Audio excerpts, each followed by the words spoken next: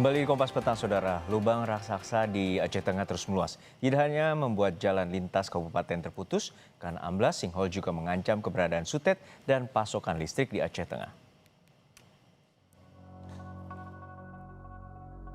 Hanya dalam 2 pekan, lubang raksasa atau sinkhole di Aceh Tengah ini meluas. Visual udara yang kami ambil pada tanggal 15 Januari, luas sinkhole di Aceh Tengah belum membuat jalan penghubung antar wilayah ini amblas. Jalan masih bisa dilalui oleh kendaraan. Namun, dalam visual udara tanggal 28 Januari 2026, sinkhole sudah memakan badan jalan hingga amblas dan tidak dapat dilalui kendaraan.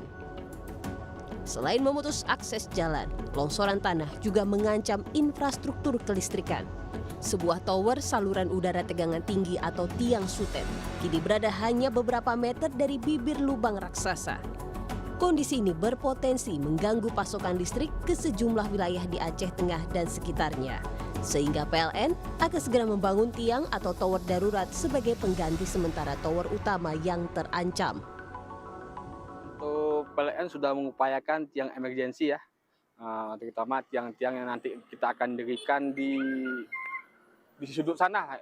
Mudah-mudahan banyak kita sudah jumpa titik koordinat di sana, dan untuk saat ini material yang untuk tiang emergensinya sudah tersedia, dan bahkan mungkin beberapa jam lagi dari Birun sana juga menyusul tiang-tiang selanjutnya untuk kesiapan kita supaya jangan ada nanti pemadaman ataupun pemutusan jaringan listrik, terutama jangan sampai kasar yang kita bilang jangan sampai tumbang lah, intinya seperti itu, Bang.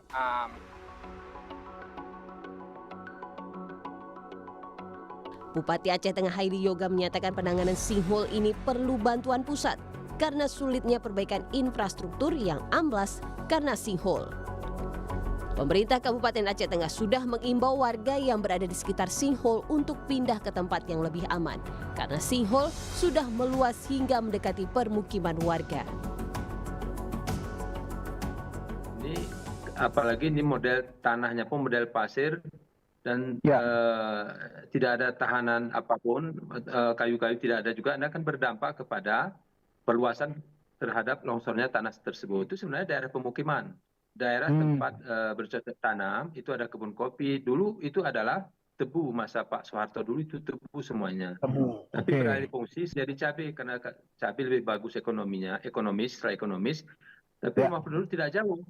Itu sudah dekat ke rumah penduduk.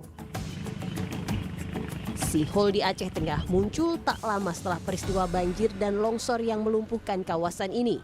Sejumlah antisipasi sudah dilakukan pemerintah daerah, mulai dari menutup akses jalan yang melalui sinkhole hingga merelokasi warga yang permukimannya berada dekat dengan sinkhole.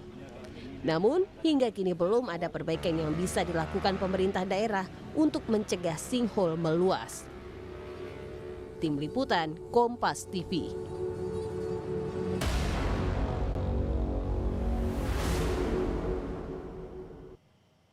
Longsor lubang raksasa di Aceh Tengah masih terus terjadi dan membuat sejumlah infrastruktur seperti jalan terputus. Bahkan kini sutet, listrik, dan permukiman warga juga terancam rusak. Lalu bagaimana penanganannya? Kita terhubung dengan Bupati Aceh Tengah Aceh, Haili Yoga. Assalamualaikum, selamat sore Pak Haili. Selamat sore Mas Juno, Waalaikumsalam warahmatullahi wabarakatuh. Pak Haili, kita melihat bahwa begitu masifnya lubang raksasa ini dan kira-kira kedalamannya hingga 100 meter dan saat ini telah merusak jalan atau membuat akses terputus terutama dari Pondok Balik dan juga ke tol Aceh Tengah. Dan saat ini juga sutet sudah mendekati area dari lubang raksasa. Lalu seperti apa Pak mitigasi dan penanganannya dari Kabupaten Aceh Tengah? Baik, terima kasih. 2 hari yang lalu kami duduk bersama dengan tim di Kabupaten Aceh Tengah untuk membahas terkait tentang keadaan daripada kondisi di Desa Pondok Balik yang hari ini kita lihat lubang raksasa semakin hari semakin bertambah.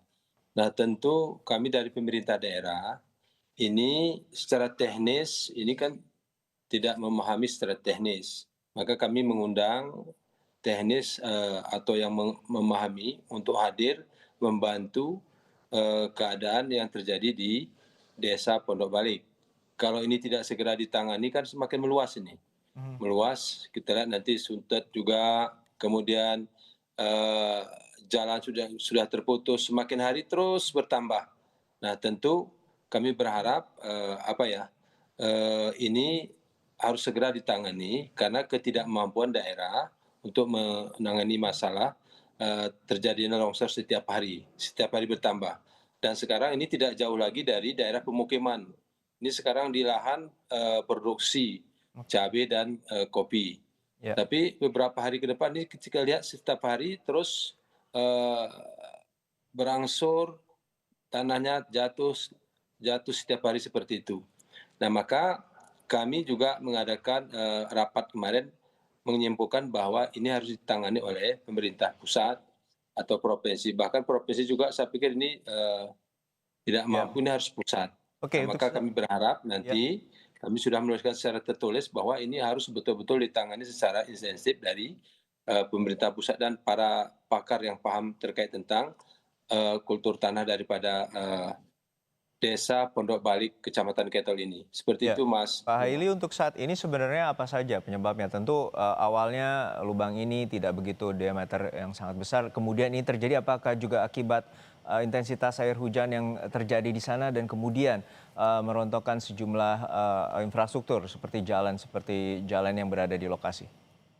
Ya, memang awalnya kan ini gempa. Dulu gempa, longsor. Kemudian ditambah lagi derasnya hujan yang semakin hari bertambah, karena ini bentuk tanahnya kan pasir, tidak ada tahanan sedikit pun tidak ada. Nah semakin hari ini semakin bertambah, karena tidak adanya penanganan yang intensif untuk tanah ini.